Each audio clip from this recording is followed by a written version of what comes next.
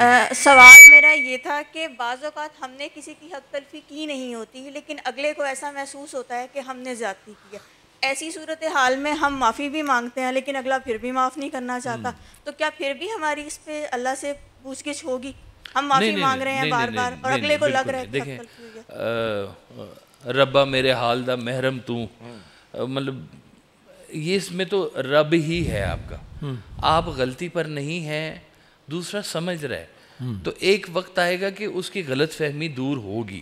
جیسے کہہ لیں کہ آپ پلیز بیٹھے, آپ نے دیکھا کہ وہ پہاڑ کی چوٹی کے اوپر ایک ہرن کھڑا ہوا ہے, آپ جب پاس گئے تو پتہ چلا وہ ہرن نہیں تھا, وہ بکرا تھا. ٹھیک ہے جی, تو اب یہ غلط فہمی تھی آپ کی کہ آپ نے اسے ہرن سمجھا, لیکن وقت نے وہ بتا دیا جب آپ قریب گئے تھے کہ یہ غلط فہمی تھی کہ وہ بکرا تھا. تو اس کا مطلب یہ ہے کہ اب اللہ نے آپ کو حقیقت شناس کر دیا. جب آپ حقیقت شناس ہوں گے نا تو پھر غلطیوں کا احساس ہوتا ہے. یہ وقت کی بات ہوتی ہے. دیکھیں جب وہ کہتے ہیں کہ وَتَعِزُّ مَن تَشَاءُ وَتُذِلُّ مَن تَشَاءُ, مالک کی طرف سے ہے, تو اگر کوئی ٹائم ایسا چل رہا ہے آپ کا کہ آپ غلطی کو نہیں کر رہے اور مشہور ہو رہے ہیں, جی تارا بیٹے بہت شکریہ بیٹا, کہ آپ مشہور ہو رہے ہیں کہ بھئی غلطی اس نے کی ہے, تو وہاں پہ خاموش ہونے میں مالک کی طرف سے اجر ملے گا. اور وہ جب اجر ملے گا نا تو وہ کہتے ہیں کہ وہ پھر سامنے ایسا آتا ہے. وہ ایک جگہ پہ اور فرمایا ہے کہ اللہ جو ہے نا جی آپ کو انہی لوگوں کے سامنے پھر سے بنا کے طاقتور کھڑا کر دیتا ہے جن لوگوں نے آپ کو توڑا ہوتا ہے. اللہ اکبر, اوئے ہوئے ہوئے, اور یہ اللہ ہی ہے. لیکن کاشف بھائی اب ان کی بات بڑی مزیدار ہے, بلکہ آپ نے ہی وہ چھیڑی. بھئی میں نے پہاڑ پہ ہرن سمجھا, میں وہاں گیا, وہ نکلا بکرا. اب میں اگلوں کو بتا رہا ہوں کہ جی وہ ہرن نہیں وہ بکرا ہے, تو ہن میں انہوں نے پھر پہاڑ تے میں بھی لے کے جاواں, پھر وہ حقیقت شناس ہون گے یا تھلے مان لین گے؟ بات پہ نہیں یقین ہوتا, ذات پہ یقین ہوتا ہے. ذرا اس کی وضاحت فرمائیں. مطلب تہاڈی بھی کریڈیبلٹی ہے کہ نہیں؟ ہاں بالکل, دیکھیں اچھا اچھا اچھا, صداقت یہی ہے. صداقت کچھ نہیں ہے, صادق ہے. اچھا یوں سمجھ لیں, صداقت کچھ نہیں ہے, صادق ہے. سچ وہ جو سچے کی زبان سے نکلے. آپ اگر سچے ہیں, مشہور ہیں, اس دور میں سرکار دو عالم صلی اللہ علیہ وسلم کے دور میں ابھی نبوت کا اعلان نہیں ہوا, اور آپ کی 40 سالہ زندگی مکہ شریف میں گزری. جی, وہاں پہ ایک جگہ بنی ہوتی تھی جہاں پہ لوگ اکثر جا کے پہاڑی کے اوپر اناؤنس کرتے تھے, کوئی اہم امپورٹنٹ کوئی خبر دینی ہوتی تھی کہ فلاں علاقے کا تجارتی قافلہ آ رہا ہے, یہ والا سامان لے کے آ رہا ہے, سب حضرات کٹھے ہو جائیں. چھوٹا سا علاقہ تھا, سارے کٹھے ہو جاتے تھے. تو وہاں پہ سرکار دو عالم صلی اللہ علیہ وسلم تشریف لے کے گئے اور کہا کہ اگر میں تم سے کہوں کہ اس پہاڑی کے پیچھے سے لشکر آ رہا ہے تو کیا تم میری بات مانو گے؟ تو لوگوں نے کیا کہا کہ آپ چونکہ کبھی آپ نے ہم سے جھوٹ نہیں بولا اس لیے آپ کی بات مانیں. امانت میں خیانت نہیں کبھی ہوئی, تو اس لیے بالکل. اب 40 سالہ زندگی جو ہے نا وہ خود اٹ سیلف ایک صداقت تھی. سرکار دو عالم صلی اللہ علیہ وسلم کو اللہ کے جلوہ نہیں دکھایا, کو اللہ کو کہیں دکھا نہیں دیا, لیکن وہ جو سچے کی زندگی تھی نا, تو آپ نے فرمایا کہ اس لیے میں تم سے کہہ رہا ہوں کہ اللہ ایک ہے. لو جی, اتنی سی بات کے اوپر ہمارا پورا اسلام کھڑا ہوا ہے, اتنی سی بات کے اوپر. لیکن اتنی سی بات نہیں ہے, یہ صادق ہے, یہ سچائی ہے. میں تو وہ پوچھوں گا کہ آپ کو کس نے کہا لوگوں کو بتائیں کہ بکرا ہے؟ کوئی پوچھے گا تو دسنا نا, کوئی پوچھے گا. ہم تو پکڑ کے لوگوں کو کہہ رہے تھے صحیح چلو, صحیح کرو. یہ نہیں ہے, ایسے طریقہ کار نہیں ہے. بے تعلق تبلیغ نہیں ہے, تعلق کے ساتھ ہے جو بھی کام ہے. تبلیغ بھی تعلق کے ساتھ ہے. یعنی کوئی طالب ہو تو ہم شانے کہیں دیتے ہیں, ڈھونڈنے والوں کو دنیا بھی نہیں دیتے. وہ پیاس اور تڑپ ہو تو وہ کنواں بھی آ جاتا ہے. لیکن ان کی بات بڑی اہم ہے جو آج کل میں ہوتی ہے, وہ یہ کہہ رہی ہیں کہ نقصان نہیں پہنچایا لیکن یا ان کے لیے نہیں, اور وہ پھر بھی یہ سمجھ رہے ہیں کہ یہ اس نے کیا, میں نے معافی بھی مانگی لیکن ان کا دل صاف نہیں ہو رہا, جس کو بالعموم ہم مس انڈرسٹینڈنگ یا غلط فہمی کہتے ہیں. اس میں غلطی آ رہا ہے تو کہ بھئی غلط سمجھا. تو یہ اس میں جب مصالحت ہوتی ہے, تبادلہ خیال ہوتا ہے, جیسے اللہ معاف کرے فلموں میں, ڈراموں میں, حقیقی زندگی میں بھی آپ لوگوں کے مشاہدے میں بھی آیا ہوگا, ہمارے بھی, جا بھئی آج تو میرے واسطے مر گئے, بالکل میں نے شکل نہ دکھائی اپنی, آج بس ہو گئی گل ختم. اور وہ اللہ معاف کرے اس کا وہ جو آپ نے کہا ہے اس کا احساس اس وقت ہوتا ہے جب کوئی واقعی چلا جاتا ہے. جی ہاں. تو یہ جو اتنے بڑے بول ہوتے ہیں بعض وقت, وہ آپ کے لیے بہت پھر مسائل کا باعث بن جاتا ہے. میں آپ کو نا ایک واقعہ سناتا ہوں. ایک بیوی نے اپنے شوہر پہ شک کیا, تمہارا فلاں کے ساتھ چکر ہے. اس نے کہا کہ نہیں ہے, میرا کسی کے ساتھ چکر نہیں ہے. اس نے کہا تمہاری حرکات و سکنات ساری بتا رہی ہیں ٹھیک ہے کہ تمہارا اس کے ساتھ چکر ہے, اور جب وہ آپ کے ذہن میں کہیں فطور پھنسا ہوا ہوتا ہے نا تو لائٹ ڈارک براؤن بھی بلیک ہی نظر آتا ہے. یہ سوشل میڈیا سے پہلے کا واقعہ آپ بتا رہے ہیں؟ ہاں جی, مطلب تب تک نہیں تھا یہ؟ ہاں جی, وہ مطلب حرکات و سکنات ہی تھی خالی. بالکل ٹھیک, وہ چیک ان نہیں نہ ہوتا تھا. ٹھیک. تو وہ سرکار وائس صاحب کے پاس وہ کیس پہنچا یہ والا. تو اس شخص نے کہا کہ جی میں کون سی قسم کھاؤں یا کیا کہوں اس کو کہ اس کو یقین آ جائے کہ میرا اس کے ساتھ کوئی چکر نہیں ہے. آپ نے کہا تم کچھ نہ کھاؤ, کوئی قسم نہ کھاؤ, تم جانتے ہو تمہارا رب جانتا ہے.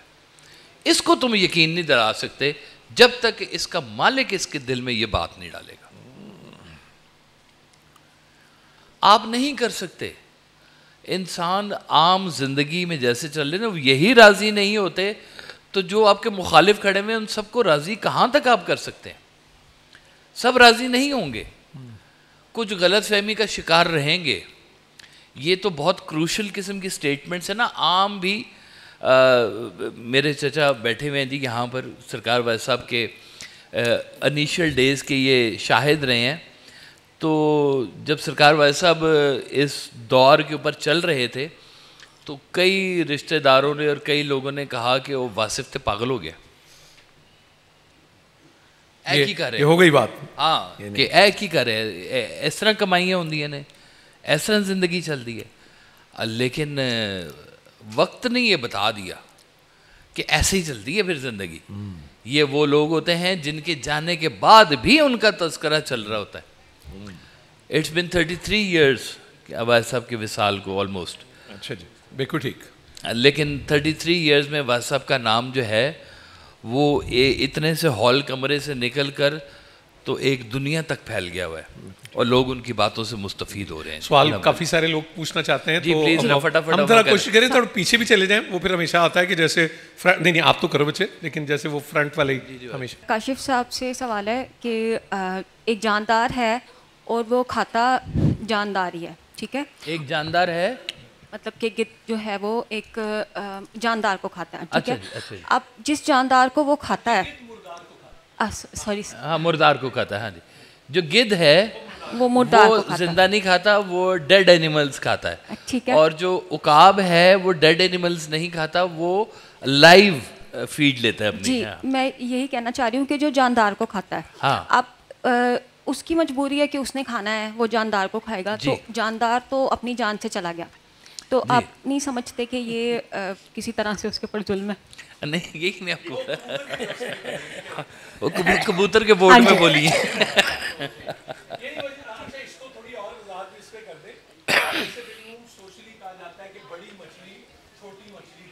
جی ہاں. میرا خیال وہی والی بات تھی کہ وہ ایک بڑی مچھلی چھوٹی مچھلی کو کھا جاتی ہے کہ جس کے پاس زیادہ اتھارٹی ہے. جی کاشف بھائی. جی یہ میں نے آپ کو یہی بتایا نا کہ دیکھنے والے کو لگے گا کہ فطرت کے اندر بڑا ظلم ہے کہ بڑی مچھلی چھوٹی مچھلی کو کھا رہی ہے, سانپ اپنے بچے کھا جاتا ہے, یہ زندہ کبوتر کھا جاتا ہے, بلی چوزا اٹھا کے لے جاتی ہے, ڈاگ بلی کو مار دیتا ہے.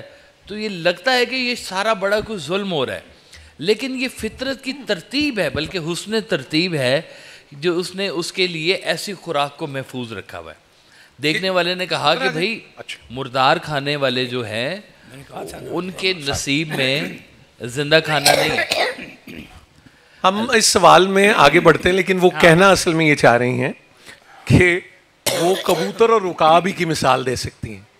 اچھا اسی بہانے میں ہم نے بہت ساری چیزیں جو جسٹیفائی کر لی ہیں اپنی طاقت اور اس کے عوض کہ یہ مجھ پہ حلال ہو گیا اور حرام ہو گیا because I have the authority and strength for it. جیسے جس کی لاٹھی اس کی بھینس، تو کیا یہ بھی جسٹیفائڈ ہے؟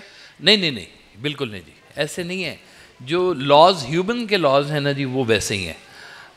دیکھیں فطرت کی میں آپ کو ایک بات بتاؤں، بڑی مزے کی بات. صاحب نے ایک دفعہ پوچھا کہ جی یہ فطرت کیا ہوتی ہے، یہ کیسے کام کرتی ہے؟ آپ نے کہا اچھا ایک کام کرو، 2 انڈے لو، ایک بطخ کا انڈا ایک مرغی کا انڈا، اور ان کو مرغی کے نیچے ہیچنگ کے لیے رکھ دو. مرغی کے نیچے ہیچنگ کے لیے رکھ دو. جب وہ ہیچ ہوں گے بچے آئیں گے، بطخ کا بچہ پانی میں جائے گا اور مرغی کا بچہ خشکی میں جائے گا. یہ فطرت ہے، یہ اس کو کسی نے سکھایا نہیں ہے. تو فطرت اپنی جب کام کر رہی ہوتی ہے نا، اس کا ذمہ دار مالک ہے، اس نے ان کی خوراک کا بندوبست اس طرح سے بھی رکھا ہوا ہے. اور وہ جب اپنے چاہنے والوں کو کہتا ہے کہ یہ دیکھو بھئی غور کرو، سمندر کے اندر کی زندگی دیکھو، تو اندر ہم تو نہیں کھانا ڈالنے جاتے، بلکہ شاید نور بھائی جانتے ہوں گے فشریز ڈپارٹمنٹ ہمارا ایک ہوتا ہے بہت بڑا، وہ مچھلیوں کے نام پہ جو پیسے ملتے ہیں وہ زیادہ تر وہ خود کھاتے ہیں، مچھلیوں کو کھانا نہیں کھلاتے. تو مچھلیاں اپنے طور پہ پل رہی ہیں خوبصورتی سے، مچھلیاں مچھلیوں کو کھا رہی ہیں. یہ ان کا فارمولہ ہے. یہ فارمولہ اس دنیا کا نہیں ہے کہ جی طاقتور ہو تو کمزور کو کھا جائے، امیر ہو تو غریب کو ڈنڈے مارنا شروع کر دے. انسان کا نہیں ہے، انسان کا نہیں ہے. یہ فارمولہ انسان کا اشرف المخلوقات کا نہیں ہے. آپ کہنا چاہتے ہیں؟ ایک اسی حوالے سے ایک بات یاد آ رہی ہے مجھے.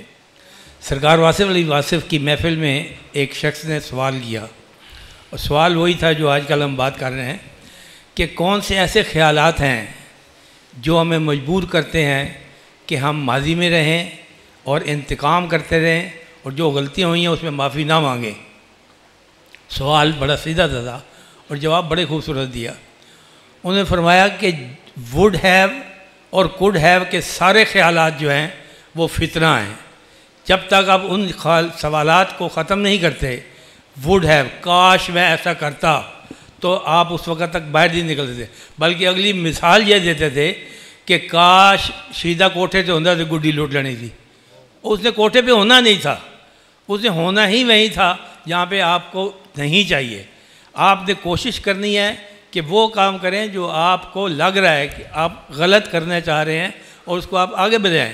والد صاحب فرماتے تھے کہ اللہ تعالیٰ کی کائنات میں آپ کا اتنا حصہ ہے جتنا آپ کی ذاتی کائنات میں اللہ کا حصہ ہے. اللہ اکبر.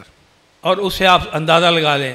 پھر ایک جگہ فرمایا کہ آپ نے زندگی سے جانے کے بعد جتنے بندوں کو دکھ دے کے جانا ہے ان کو زندگی میں خوشی ضرور دے دینا، اور وہ چند لوگ ہوں گے ان کو آپ خوش کر دیں اور وہی چلے گا آگے. جزاک اللہ. واہ، چلیں، تھینک یو. بات کو جی میم آپ کے کوئی جی بیٹے جی. السلام علیکم. وعلیکم السلام. میرا سوال یہ ہے کہ ماضی کے اس ایک سچ کو کیسے بلایا جائے جس کو چھپانے کے لیے 100 جھوٹ بولنے پڑیں. ماضی کے ایک وہ والے سچ کو کیسے چھپایا جائے جس کو چھپانے کے لیے 100 جھوٹ بولنے پڑے. Very right. جی ہاں، پہلی سی لگ رہی ہے. پہلی نہیں ہے، یہ ایک محاورہ بھی ہے اور اس کا جواب پہلے سے موجود ہے کہ جتنی کوشش آپ سچ کو چھپانے میں کرتے ہیں اس سے کم کوشش میں وہ سچ ٹھیک ہو سکتا ہے، وہ غلطی ٹھیک ہو سکتی ہے.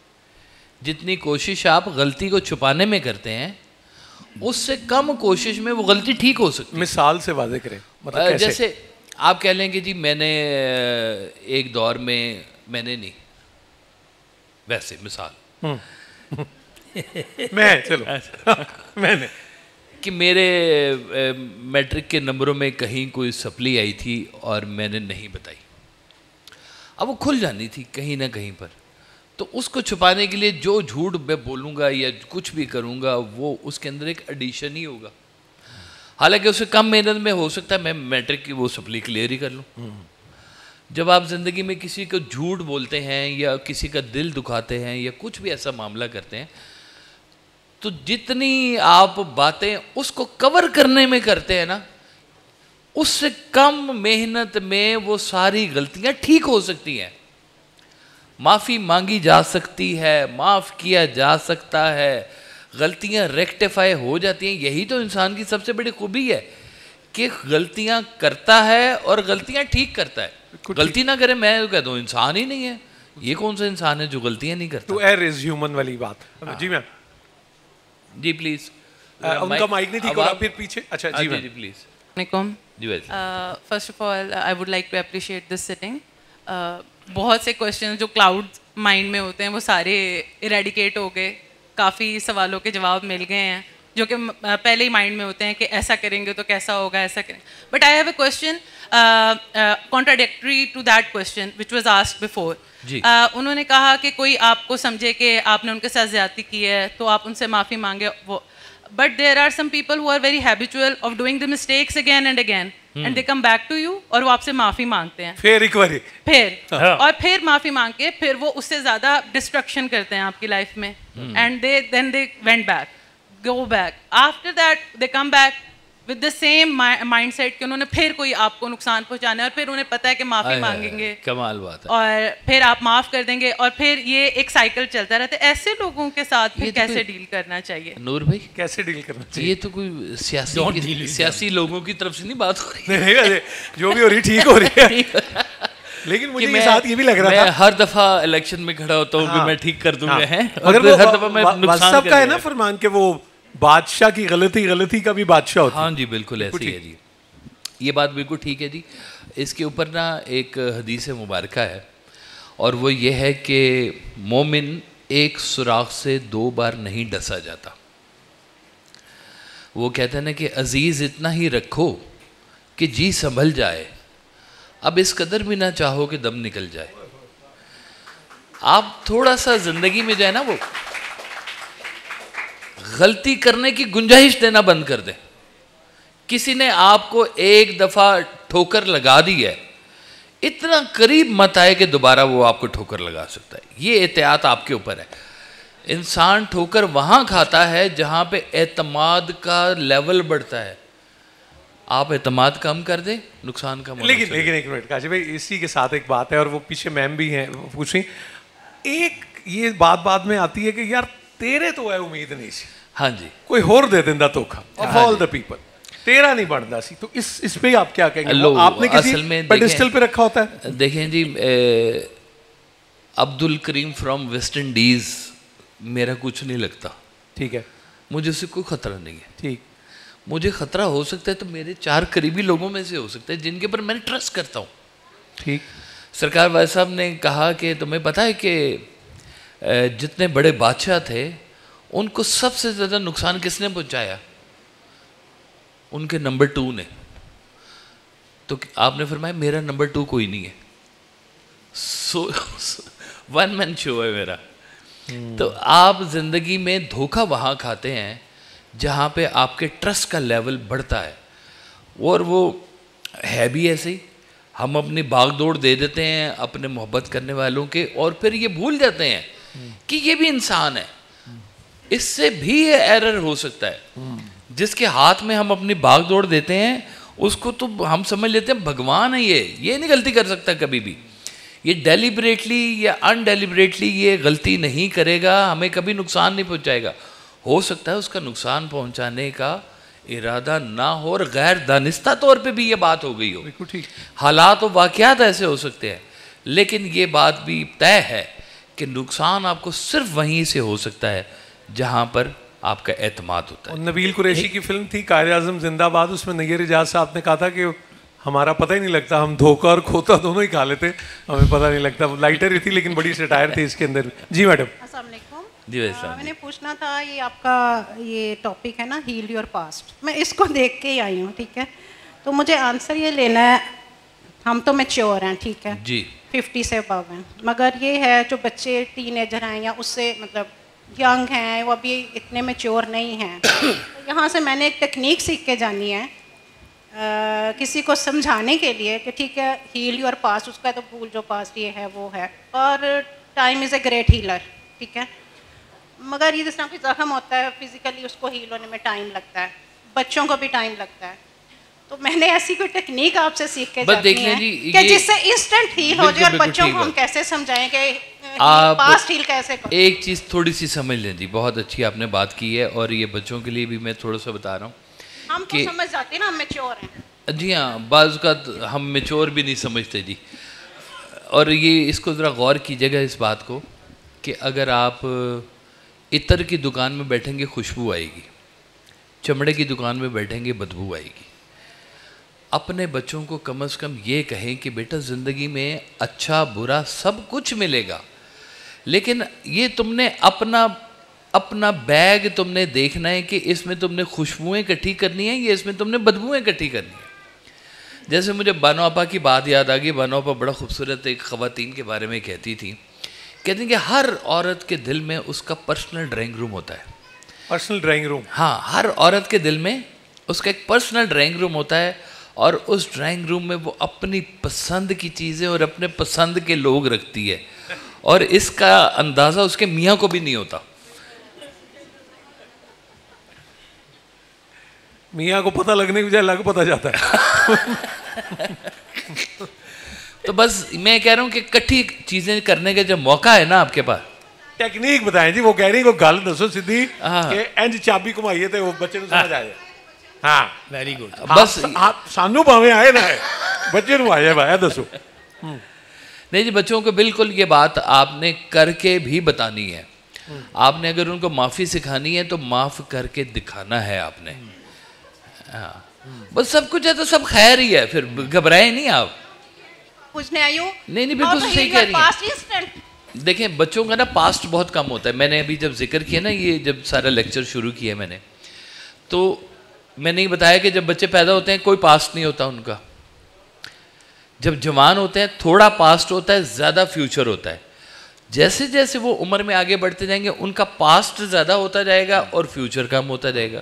جو میچور لوگوں کا زیادہ ہو گیا, جو کہ میچور لوگوں میں ہم کہتے ہیں کہ 50-60 کی عمر میں پہنچ گئے ہیں.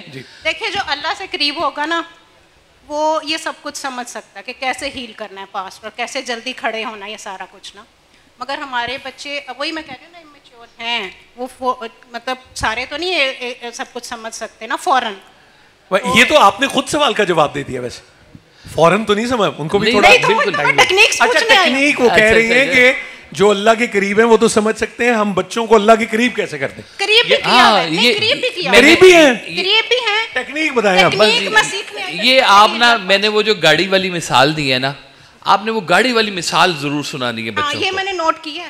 ہاں بالکل. اور یہ ان کو بتائیں کہ اگر تم چاہتے ہو کہ تیز آگے بھاگو, پیچھے کی بیڑیاں چھڑواتے جاؤ. نہیں وہ تو ہیل ہو چکا ہوا ہے, ٹھیک ہے. جو بھی میرے بچے کے پاس کچھ بہت پینفل بات ہوئی تھی, مگر اس کو 1 سال لگا اور میں اس کے ساتھ بہت زیادہ کھپی. جی بالکل ٹھیک بات. مگر میں نے ٹیکنیک سیکھ کے جانی ہے. کھپے بغیر ہو جائے کام. نہیں کھپے بغیر نہیں, تھوڑا آسان ہو جائے, آسان بھی ہو جائے مگر انسٹنٹ ہو. ہینگ لگے نا پھٹکڑی رنگ چوکا, انجیکشن. ٹھیک ہے ٹھیک ہے. جی 1 منٹ بچے آپ نے پوچھنا. ہاں جی, وہ تو میری بیوی ہے, پہلے آپ پوچھ لیں, وہ تو ورنہ اقربا پروری پہ لگ جائے گی.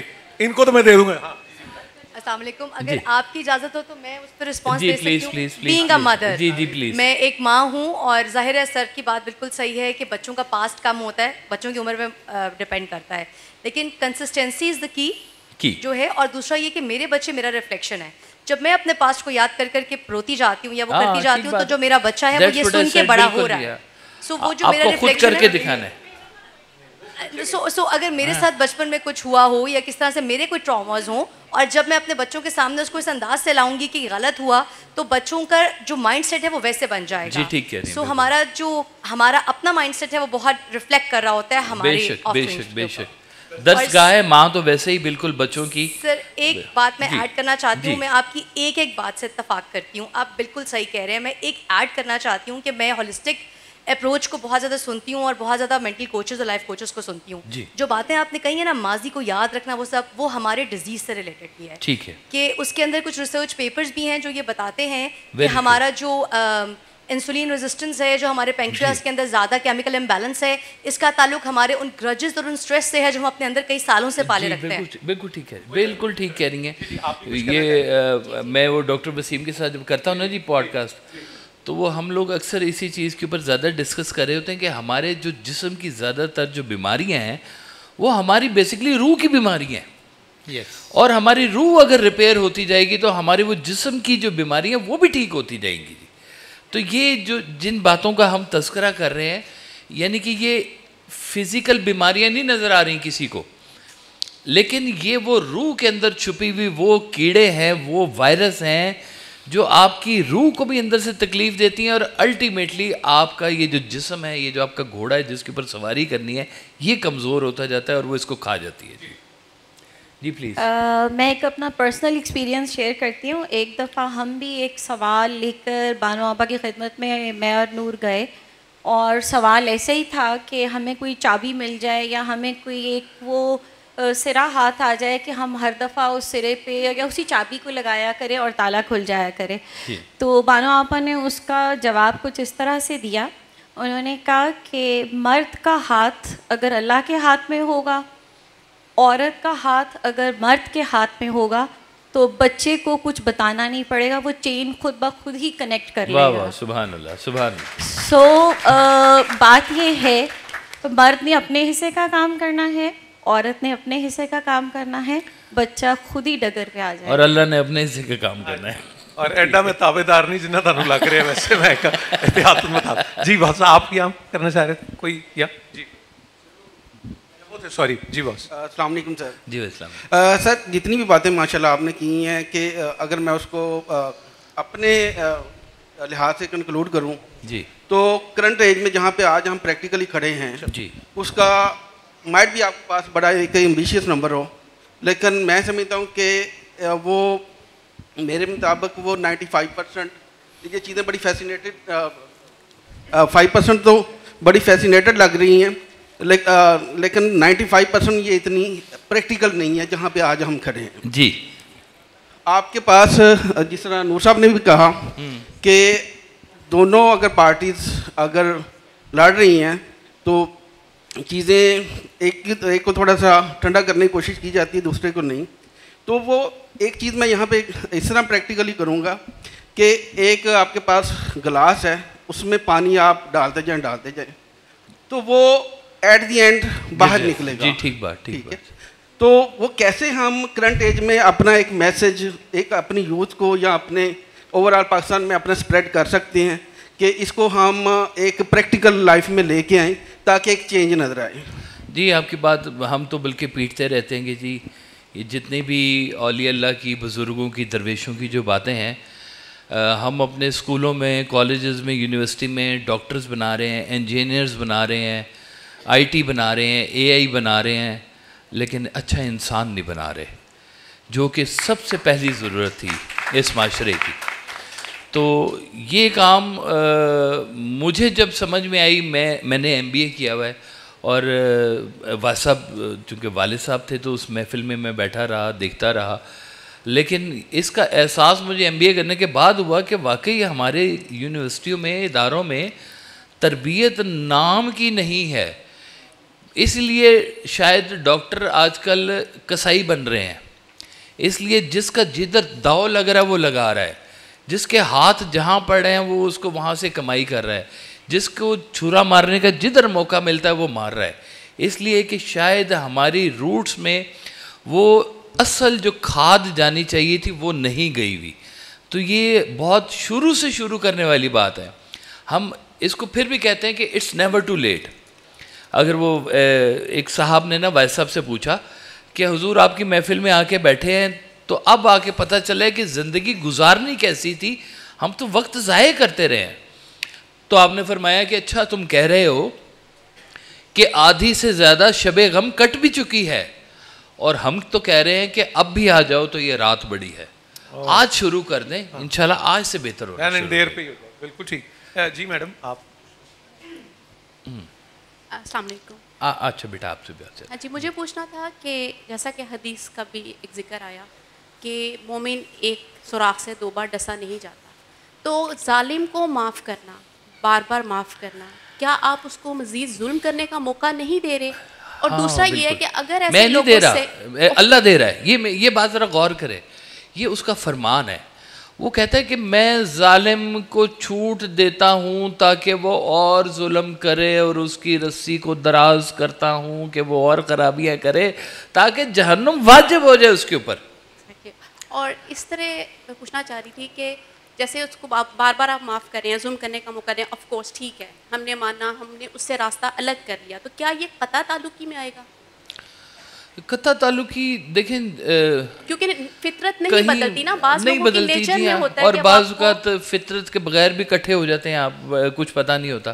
مولانا روم نے کہانی سنائی کہ میں نے ایک جگہ پہ دیکھا ہے کہ ایک تالاب کے کنارے پر ایک کوا اور ایک بگلا کٹھے بیٹھ کے پانی پی رہے ہیں. کوا کالا کوا اور بگلا سفید کٹھے پانی پی رہے ہیں. تو کہتے ہیں میں بہت حیران ہوا کہ یہ دونوں 2 علیحدہ علیحدہ فطرتوں کے پرندے ہیں, یہ کٹھے کیوں ہیں؟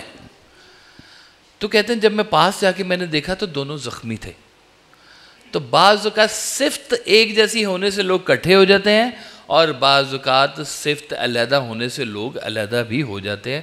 فطرت ہے, ایسے ہی چلتا ہے. اچھا کاشف بھائی, وہ بیٹی نے بھی پوچھنا سوال, بھائی پہلے پوچھ رہے ہیں, لیکن میں نے میم کی بات سے یہ کہا آج کل قطع تعلق بہت ان ہے. جی اس کی کیا وجہ ہے, آپ کچھ روشنی ڈالیں گے؟ اس لیے کہ ہم اس کو ڈیولپ کرنے کی کوشش نہیں کر رہے, جان چھڑانا آسان سمجھتے ہیں.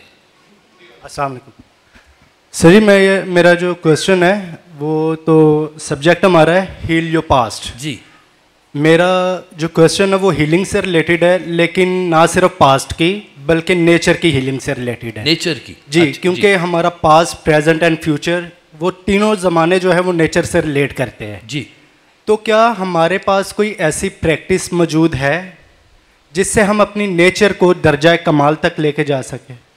بالکل ہے جی, آپ نیچر کو کنیکٹ کریں. صبح اٹھ کے کبھی گھاس کے اوپر ننگے پاؤں لے کر تو جا کر اس سے باتیں کریں. کس وقت پھولوں کے پاس جائیں.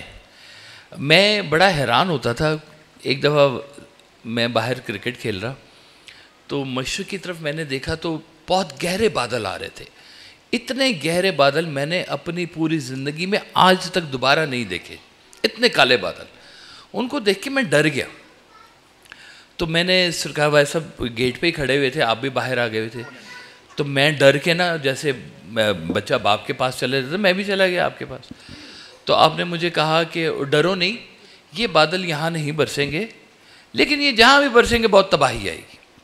مجھے ان کی بات سے ایک ڈھارس مل گئی کہ آپ نے کہہ دیا نا تو بادل نہیں برسیں گے. اچھا, وہ صبح اخبار میں خبر آئی کہ وہ بادل جو تھے وہ حافظ آباد جا کے برسے ہیں. حافظ آباد ہی غالباً جگہ کا نام تھا, حافظ آباد, اور وہ ان بادلوں کا نام تھا اوکلیو نمبس. اور وہ ٹریکٹر اڑ گئے اور چھتیں اڑ گئیں, اور 1.5 کلو کا جو ہے نا وہ اولا گرا وہاں پہ. تو میں بڑا حیران ہوا کہ میرے ابو کو کیسے پتہ چل گیا کہ یہ بادل یہاں نہیں برسیں گے, یہ وہاں جا کے برسیں گے. تو آپ نے مجھے کہا یہ باتیں کرتے ہیں بادل, کبھی تم بات کر کے تو دیکھو ان سے. دیکھیے فطرت کی ساری چیزیں. سرکار والا صاحب کے آخری ایام تھے, ہاسپٹل میں تھے آپ, تو آپ نے کہا کہ یہ رومال پڑا ہوا ہے, یہ اللہ کا ذکر کر رہا ہے. تو ہم نے تو کبھی نہیں دیکھا رومال کو ذکر کرتے ہوئے. پھر آپ نے کہا کہ تو سنا, کائنات کی ہر چیز اللہ کا ذکر کر رہی ہے, وہ جانے سے پہلے کم از کم سن کے تو جاؤ. تو یہ جب آپ کنیکٹیویٹی اس کے ساتھ کرتے ہیں نا, اپنے فطرت کے ساتھ. دیکھیں ستاروں کے ساتھ جڑنے والے لوگ فلکیات کے ماہر بنتے ہیں, ایسے ہی ہے نا جی. پامسٹ ہاتھ کی ریکھاؤں کے ساتھ بنتے ہیں, اور ڈاکٹر آپ کے جسم کے ساتھ بنتے ہیں, اور کوئی نہ کوئی ذریعہ نکالتے ہیں اس پوری فطرت کے ساتھ کنیکشن کرنے کا. کہیں نہ کہیں پہ پودوں کے ساتھ باتیں کرنے والے وہ بن گئے, बॉटनी वाले लोग बन गए, जानवर साहब बात करने वाले ज़ूलॉजी में चले गए। लेकिन इसी की एक आखिरी हद भी होती है कि वो चीज़ें भी आपसे बात करना शुरू कर दें। तो जितना गौर करते जाएंगे राज उतना खुलता जाएगा। जी बेटे आप कुछ कहते, ये ले लो। जी जी। क्या हम अपने माजी को हील करते हैं या उस दर्द के साथ जीना सीख जाते हैं और उसे नाम हम शिफा का दे देते हैं? उसका नाम क्या रखते हैं बेटा? शिफा का दे देते हैं। शिफा, हाँ जी जी। शिफा का मतलब यही होता है कि वो चीज़ रेक्टिफाई हो गई है। जैसे सर दर्द हो रही हो, पैनाडोल खाएं तो पता चलता है कि जी दर्द ख़त्म हो गया, तो इसका मतलब है आपको शफा मिल गया, अब आपको सर दर्द नहीं है। थोड़ी देर बाद आपको ये याद भी नहीं होगा कि सर दर्द थी। तो इस तरह से ज़िंदगी में छोटी छोटी हीलिंग्स मिलती रहती हैं आपको। हाँ, मुझे खुशी हुई छोटे मतलब सवाल आने, मुझे पसंद है बच्चों के सवाल आना। जी जी जी, बिस्मिल्लाह। दो क्वेश्चंस हैं कि एक ये कि अगर हम कोई काम किसी से भी छुप के करें और हम उस रब्बे कायनात को बताएं कि हम ये करना चाहते हैं, तो क्या ये गुनाह है कि नहीं? देखें, जो एक तो नॉर्मल सी बात बता दूं, जो काम अपने माँ बाप से छुप के करना पड़े वो अक्सर गलत ही होता है। पहला तो फार्मूला ये देख ले कि ये काम मैं अपने पेरेंट्स के सामने नहीं कर रहा, तो इसका मतलब कुछ तो गलती है इसके बीच में, वरना मैं खोल के करूं, सबके सामने करूं। मुझे पेंट करने का शौक़ है, दरमियान चौक में रखूंगा, कैनवस ऐसे करके लाइनें लगाऊंगा, सारे बड़े खुश होंगे। लेकिन मुझे कुछ काम ऐसे भी करने पड़ते थे जो मैं छुप के करता था। अगर मैं जवानी के दौर में होता तो मैं कहता अच्छा वो यार सिगरेट पीना है, लेकिन अब्बा जी को पता चल गया तो फेंटी पड़ सकती है, ये यहाँ पे गलती की गुंजाइश हो गई। तो इसी तरह से रब ताला के सामने तो कुछ छुपा हुआ नहीं है, वो तो आप जाग रहे हैं, सो रहे हैं, छुप रहे हैं। इसलिए वो बड़ा मशहूर एक सरकार ने कहा है कि जुर्म जब तक साबित ना हो जुर्म नहीं है, जब तक साबित ना हो जुर्म नहीं है। लेकिन गुनाह जहाँ भी सरजर्द होगा गुनाह ही कहलाएगा और वो काउंट हो जाएगा। और दूसरा क्वेश्चन ये है कि क्या पेरेंट्स की गैदरिंग इफेक्ट करती है बच्चों पर? पेरेंट की गैदरिंग जी इफेक्ट करती है बच्चों पर? गैदरिंग का क्या मतलब? एक साथ बैठना, खाना पीना, लो बहुत अच्छा, बहुत ज़रूरी, बहुत ज़रूरी, बहुत ही ज़रूरी। आप कहना चाह रही हैं कि वो लड़े या खाए पिए या लड़े?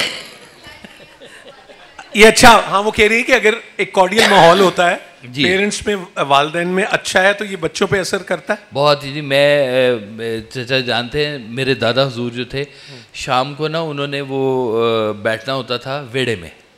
तो जब मैं वहाँ होता था तो मेरी ड्यूटी होती थी कि मैंने उससे पहले छिड़काव करके तो चरपाइयाँ लगा देनी है, और वो हुक्का जो है वो ताज़ा करके मैंने रख देना है। और बाबा जी ने और उस अंकल मंजूर ने और अंकल अख्तर ने सब ने आना है, और सब ने बैठ के वो रेडियो के ऊपर ख़ास प्रोग्राम लगा करता था, निज़ामुद्दीन का जी की बैठक, वो बैठते थे। लेकिन वो सिर्फ बैठक नहीं होती थी, वो सारे बच्चों के लिए एक बड़ी परवरिश का अंदाज़ होता था। ठीक है। तो जो बातें हम अपने बच्चों तक किसी तरीके से कर नहीं सक रहे, तो कम से कम नेकी का कोई माहौल ऐसा बना दें बच्चों के लिए कि जहाँ पे वो बैठें, कोई बात सुने। देखें, हमारा काम है बीज डालना, ठीक है, माली दा काम पानी देना ते पर मशका पावे, ते मालिक दा काम फल फूल लाना, लावे या ना लावे, लावे या ना लावे, उसकी मर्जी है। आप नेकी का काम करते जाएं, बच्चों के लिए करें, इधर करें उधर करें, वो चाहेगा तो कहीं ना कहीं फल निकल आए। अब वेड़ा भी नहीं है, मंजी भी नहीं है, तो टीवी लाउंज में क्या करें फिर? सही बात है, पहले तो मोबाइल ले। वो भी अच्छा, ये भी अच्छा। एक सवाल मैं साथी भाई की तरफ भी, जिन बच्चों को ये लगे, बेटे को मैंने देखा, जिनको लगे उनके अम्मा अब्बा की बहुत नोक झोंक ज्यादा होती है, मैं तो नोक झोंक में पोलाइट हूँ, लड़ते ज्यादा है, तो बच्चे कैसे अम्मा अब्बा को समझाएं या ना समझाएं? नहीं, उनके बस से बाहर की बात है। ठीक। लेकिन माँ बाप एक काम जरूर करें, अपने ये जो हेल्दी टॉक्स है ना, मैं भी हेल्दी टॉक्स में करता रहता हूँ ज़रा, तो ये जो हेल्दी टॉक्स है ना, ये बच्चों की रेंज से दूर रखे, बच्चों की पहुँच से दूर रखे, उनके सामने उनकी वाली बातें करें। इसको ज़रा पसे पर्दा करते हैं ज़रा थोड़ा सा।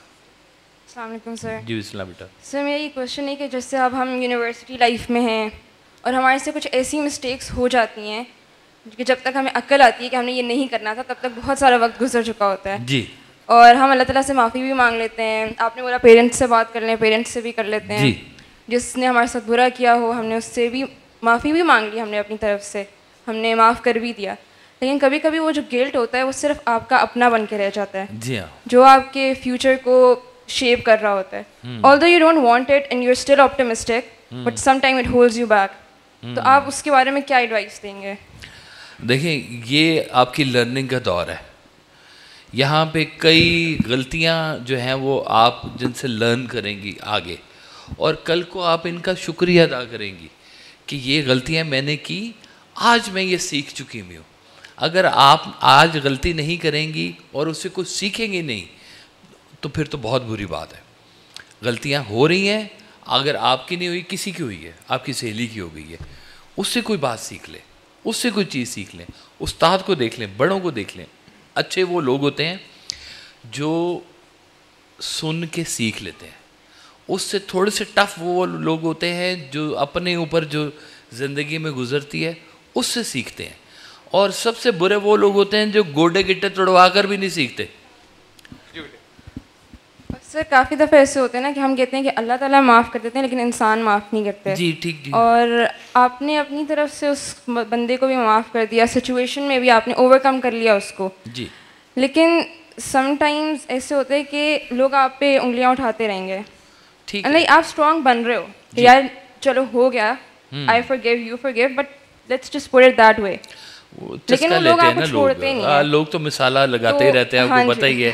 وہ ان کو کام ان کو کرنے دیں. یہ سب چیزیں نا آپ کی گروتھ کر رہی ہیں بیٹا, اور یہ طاقتور بنا رہی ہیں آپ کو.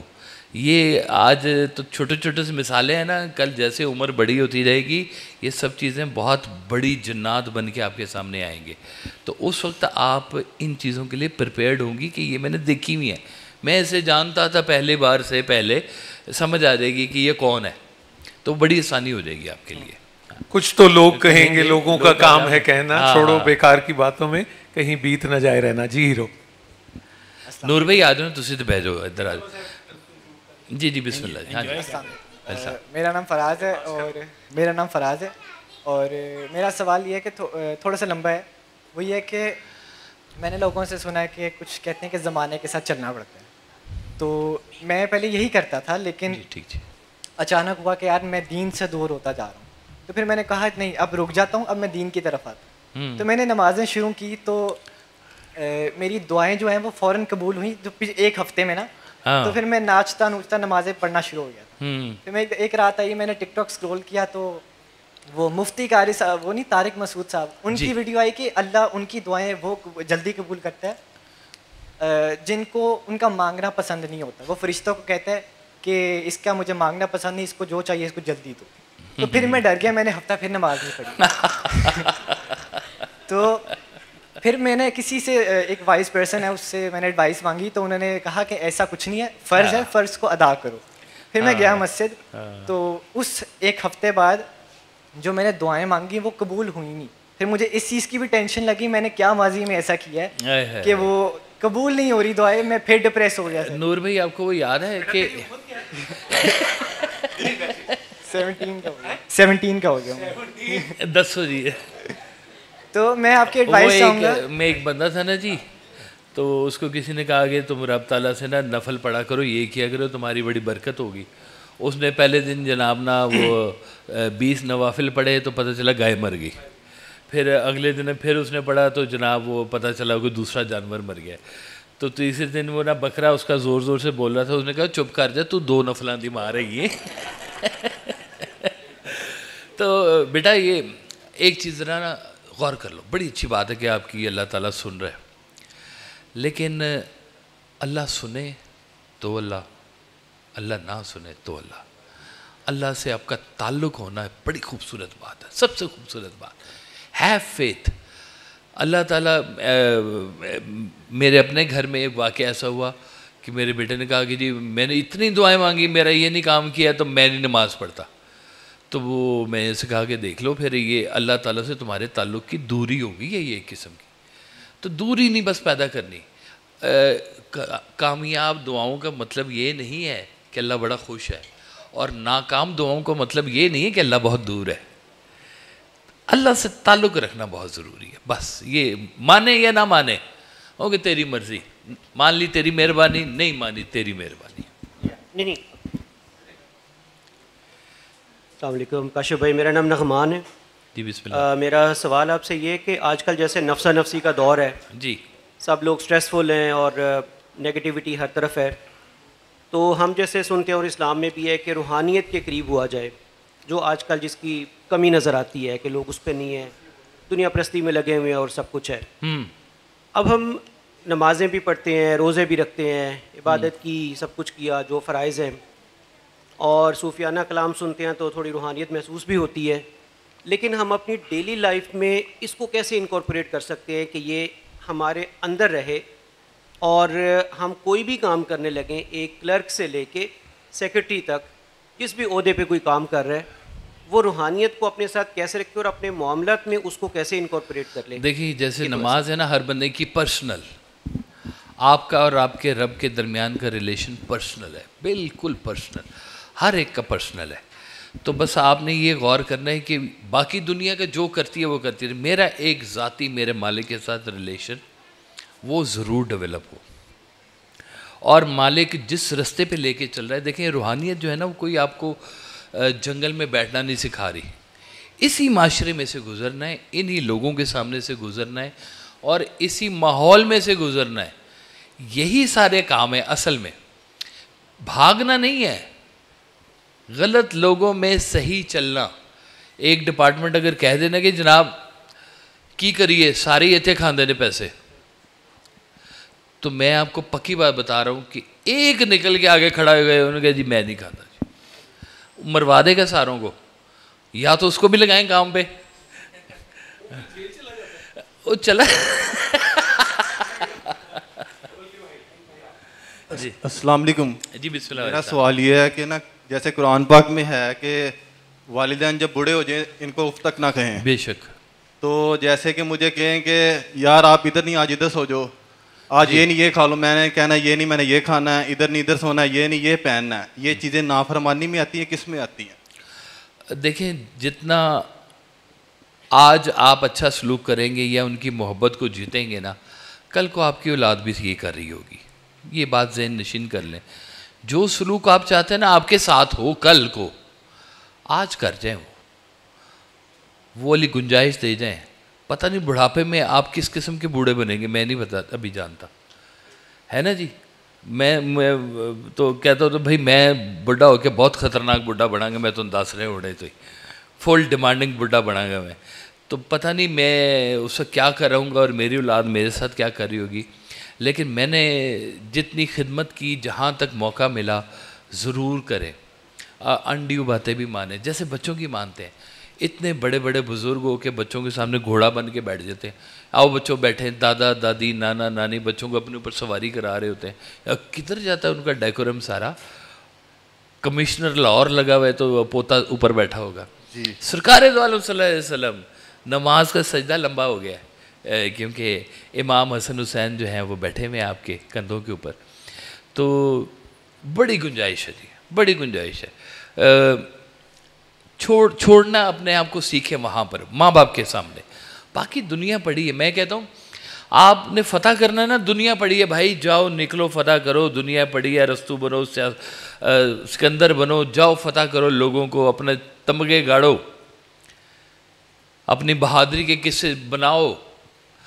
یہ جو 4 لوگ تمہیں زندگی میں ملے نا قیمتی, ان کو نہ فتح کرو, ان کے ساتھ محبت سے گزارا کرو بس. باقی دنیا پڑی ہے جیسے مرضی کرو.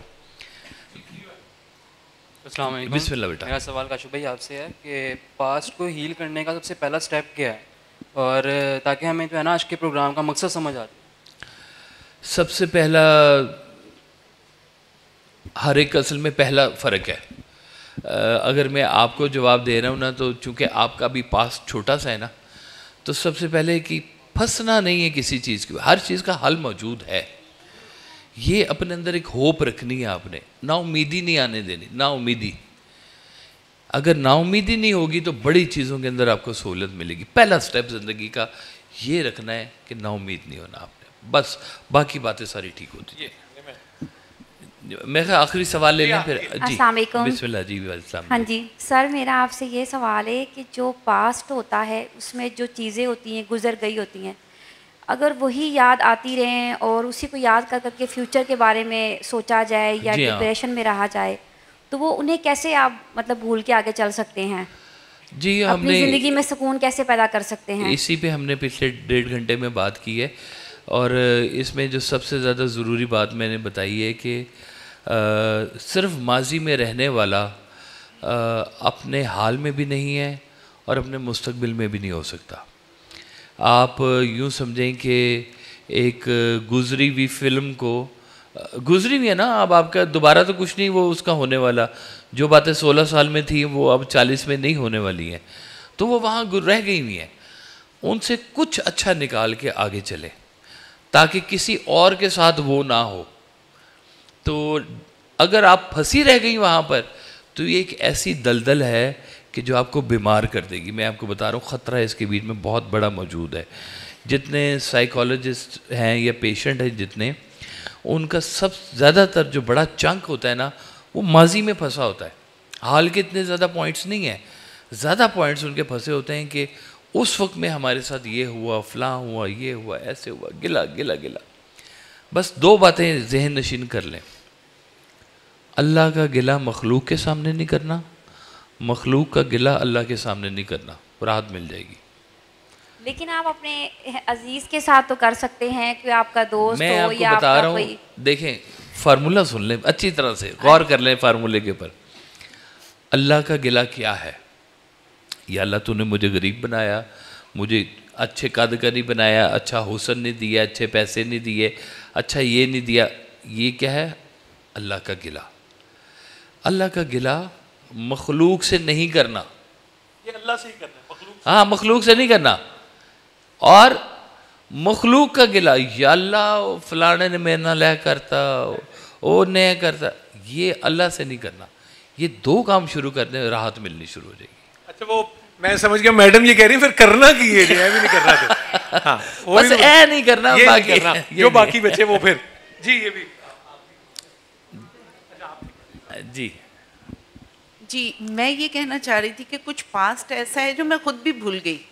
بہتر. اب وہ یہ کہتے ہیں کہ جی یہ کوئی تحلیل نفسی ہے, پتہ نہیں کیا کرنا ہوتا ہے, اور کہتے ہیں کہ کچھ چھپا ہوا ہے آپ کے پاسٹ میں جو آپ کو اب تنگ کر رہا ہے. تو یہ میں خود اگر میں کسی سائیکائٹرسٹ پہ نہیں جاتی جی, اور میں چاہتی ہی نہیں کہ میں جاؤں, لیکن میں چاہتی ہوں کہ میں اس کو کیور کروں, تو اس کا کیا طریقہ؟ آپ کی آج کی زندگی میں اس سے کیا چیز متاثر ہو رہی ہے؟ دیکھیے بہت ساری چیزیں ایسی ہیں, جب ہم جیسے کسی سے بات کریں نا تو کہتے ہیں کہ یہ جو اب آپ کو مسئلہ ہے نا یہ کوئی پرانا خوف ہے یا پرانا کوئی ریگریٹ ہے, تو اس کو جو ہے یعنی اگر میں چاہتی ہوں کہ اس سے پیچھا چھڑاؤں تو اس کے لیے کیا طریقہ ہے؟ اگر آج کے زندگی میں آج رہتے ہوئے کچھ ایسی چیز ہے جس کی کڑی جا کے آپ کے ماضی سے ملتی ہے اور وہ آپ کو بالکل بھی یاد نہیں ہے, تو اس کے لیے اب یا تو آپ دعا کر سکتے ہیں کہ یا اللہ میرے سے جان چھڑا, تو یا پھر ڈاکٹرز, میں ڈاکٹرز کو برا نہیں کہتا جی, ضرور جائے, لیکن ڈاکٹر اللہ نہیں ہے. پہلی بات, ڈاکٹر اللہ کا ایک سبب ہے, اس سے ضرور ہیلپ لیں. ہر چیز کا ایک گرو ہوتا ہے, اس گرو کے پاس ضرور جائیں, اس سے ہیلپ لیں. دین کے پرابلم ہے, دین والے لوگوں کے پاس جائیں. میڈیکل پرابلم ہے, میڈیکل لوگوں کے پاس ضرور جائیں. میتھ کے پرابلم, میتھمیٹیشین کے پاس جائیں, اس لیے کہ یہ اس چیز کے گرو ہیں, اور وہ آپ کو جیسے چلائیں ویسے آپ زندگی میں چلیں, آسانی ہو جائے گی آپ کی. جی السلام علیکم. میں نے آپ کی پوری ٹاک سے ایک یہ پوائنٹ نکالا کہ ہمیں خود کو آزاد کرنا ہے پاسٹ سے, اپنے پچھتاووں سے, گلوں سے. تو میں آپ سے یہ پوچھنا چاہ رہی ہوں کہ ہمیں پتہ ہے کہ ہمیں آزاد کرنا ہے اور ہم ہونا بھی چاہتے ہیں, لیکن ہم ہوتے کیوں نہیں ہیں؟ اچھا, اس کے لیے پھر تھوڑی سی نا سنگت بہتر کرے. سنگت ہوتا ہے اپنا جیسے کہتے ہیں اے مین از known by the friend he keeps, ہے آپ کے ارد گرد کے لوگ. اب یہ کچھ دفعہ ایسے ہوتا ہے کہ آپ کے جو ارد گرد کے لوگ ہیں نا وہ ہی آپ کو گرو نہیں کرنے دے رہے ہوتے, یا وہ والا خیال نہیں نکلنے دے رہے ہوتے. آپ بھولتے ہیں وہ آپ کو یاد کرا دیں گے, سمجھے آپ میری بات. تو بعض اوقات تھوڑی دیر کے لیے کمپنی چینج بھی کر کے دیکھ لی جائے, ہو سکتا ہے اس میں آپ کو فائدہ ہو جائے. السلام علیکم. جی میرا کوشچن یہ ہے کہ جیسے کہ ابھی انہوں نے بات کی ہے کہ بچے نافرمانی کرتے ہیں. نافرمانی میں مطلب یہ بھی تو آتا ہے نا کہ جب نافرمانی شروع میں ہی نہ ہے کہ ہم نے بات نہیں ماننی, تو مطلب آگے وہ بات کیسے مانیں گے؟ یہ نافرمانی کا تھوڑا سا مطلب بتا دیں, ڈیفائن کر دیں. نہیں بات تو ویسے بڑی لاجیکل ہے. شروع میں ہی نہ کر رہے ہیں تو آگے کیسے بات مانیں گے؟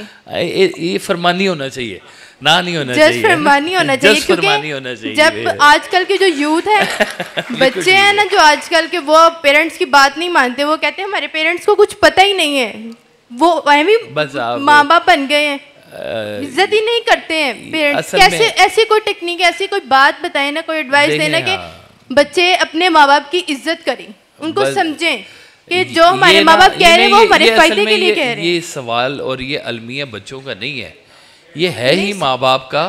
نہیں سمجھتے ہیں آج کل. میری بات سنیں نا کہ انہوں نے اصل میں اپنے ماں باپ کو ایسے کرتے آپ کو دکھایا نہیں ہے کہ ہم نے اپنے ماں باپ کا کہنا کیسے مانا ہے. جب تک وہ کر کے نہیں دکھائیں گے بچوں کے اوپر وہ امپیکٹ نہیں آتا.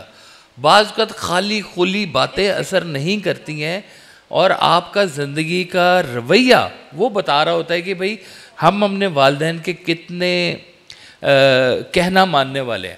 اگر ماں باپ آپ کو یہ کر کے دکھا دیں گے تو آپ تک بھی وہ کہیں نہ کہیں سبق پہنچ جائے گا. اور ایک بات میں آپ کو بتا دوں بڑے ادب کے ساتھ, آپ کافی ذہین لوگ ہیں. جڑا کام بندے نے کرنا ہوتا ہے ایک بہانا بھی کافی ہوتا ہے, تو جڑا نہیں کرنا ہوتا بندہ نہیں کرتا.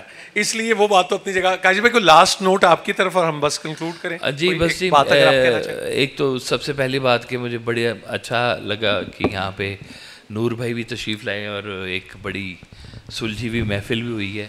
اور مجھے سب سے بڑی جو خوشی ہوتی ہے کہ کوئی نہ کوئی سوال ہونا چاہیے. ہماری وہ ایک میڈم, آپ اندلیب عباس کو جانتے ہیں؟ جی جی, وہ ہاں جی جی اچھا, وہ میری نا کلاس ٹیچر رہی ہیں ایم بی اے میں. اچھا جی. ہاں جی. تو وہ ہمیں ایک سبق پڑھایا کرتی تھی کہ برا خیال ہونا اتنا برا نہیں ہے جتنا کوئی خیال نہ ہونا برا ہوتا ہے. اس لیے آپ کے ذہن کو جھنجھوڑنے کے لیے کوئی نہ کوئی خیال ہونا چاہیے, کوئی جگہ ایسی ہونی چاہیے جہاں کوشچن ہونا چاہیے. میں آئی لائک اٹ, مجھے مزہ آتا ہے کہ بچے سوال پوچھیں, آپس میں ایک ہونی چاہیے تھوڑی سی گپ شپ اس موضوع کے اوپر. تو اگر اللہ نے موقع دیا انشاءاللہ تعالیٰ کوئی اگلے 1-2 مہینے میں پھر ہم ایسی چھوٹی سی میٹنگ کریں گے. تو بابا جی آپ اگر میں بلکہ جی کاشف بھائی کا بہت شکریہ بھی ادا کرنا چاہوں گا, اور پھر میں سر سے دعا کے لیے بھی کہوں گا. میں نے ایک آپ کو بس چھوٹا سا ایک واقعہ بابا جی نے زاویہ میں ذکر کیا تھا, تو وہ مجھے بھی اس سے بڑی مدد ملی, تو ہو سکتا ہے آپ کو بھی ملے. اور وہ کہتے ہیں, خود بھی ان کی ریڈل کھلی, وہ کہتے ہیں جب وہ اٹلی گئے 50s میں تو ان کو ہمیشہ سے یاد تھا, بلکہ یاد کیسے آیا کہ وہ جو ان کی لینڈ لیڈی تھیں وہ جب اس سے بات کر کے باہر نکلنے لگے تو اس نے اٹیلین میں کہا کہ دروازہ بند کر دو. جس طرح آپ نے آج کل میں نوٹ کیا ہوگا, بڑے جب بھی آپ اندر آئے نا وہ کہتے ہیں دروازہ ٹھو دے, دروازہ بند کر دو, کوئی ایسا ہی. تو وہ کہنے لگے کہ جب اٹلی میں نے یہ سنا تو میں یہ ہمیشہ سمجھتا تھا کہ یہ دروازے کا تعلق یا ڈسٹ سے ہے یا کوئی مکھی وغیرہ اندر آ جاتی ہے اس کی وجہ سے ہے. تو وہ کہنے لگے کہ میں نے اپنی وہ لینڈ لیڈی سے پوچھا, وہ جو مالکہ تھیں مکان کی, کہ یہ ہمارے ہاں تو ہوتا ہے کہ کہتے ہیں کہ دروازہ بند کر دو, تو یہ آپ لوگوں کے ہاں کیوں ہے, اتنی تاکید کیوں ہے دروازہ بند کرنے کی؟ تو ان کی لینڈ لیڈی نے یہ کہا کہ یہ تربیت صرف اس دروازے کی نہیں ہے, یہ تربیت اس بات کی ہے کہ ماضی کا دروازہ بند کرو گے تو اگلا کھلے گا, اور اگر یہ کھلا رہا تو پھر اگلا بھی نہیں کھلے گا. سو وہ جو ہیل یور پاسٹ ہے وہ وہی والی ہے کہ اگر آپ کا دھیان بقول کاشف بھائی نے جیسے کہا کہ آگے تو ونڈ سکرین ہے اور بیک ویو مرر تو اتنا ہے کہ میں اپنے آگے کو بہتر کر سکوں, اگر پورا ہی ادھر رہے گا تو پھر ایکسیڈنٹ ہی ہوگا, اس سے زیادہ احتمال اس کا ہے. تو اب آپ یاد رکھیں کہ جب بھی آپ کے بڑوں میں سے کوئی کہے نا اے پتر دروازہ ٹھو دے, تو وہ آپ کو فقط دروازے کی بات نہیں کہہ رہا, وہ یہ بھی کہہ رہا ہے کہ او جانے. تو بہت بہت شکریہ آپ سب کا, دعا کریں. جی بابا جی دعا فرمائیں. بسم اللہ الرحمن الرحیم. آج آپ یہ پیغام لے کے جائیں اپنے ساتھ کہ دوست کی بے وفائی کا گلہ کر رہے ہو, گلہ کرو اپنی عقل کا جو بے وفا کو دوست سمجھتی رہی. حضرت واصف علی واصف. سبحان اللہ. ربنا ظلمنا انفسنا وان لم تغفر لنا وترحمنا لنكونن من الخاسرین ربنا آتنا فی الدنیا حسنۃ وفی الآخرۃ حسنۃ وقنا عذاب النار وقنا عذاب القبر وقنا عذاب الصخر وقنا عذاب النار ربنا لا تحمل علینا اصرا کما حملته علی الذین من قبلنا ربنا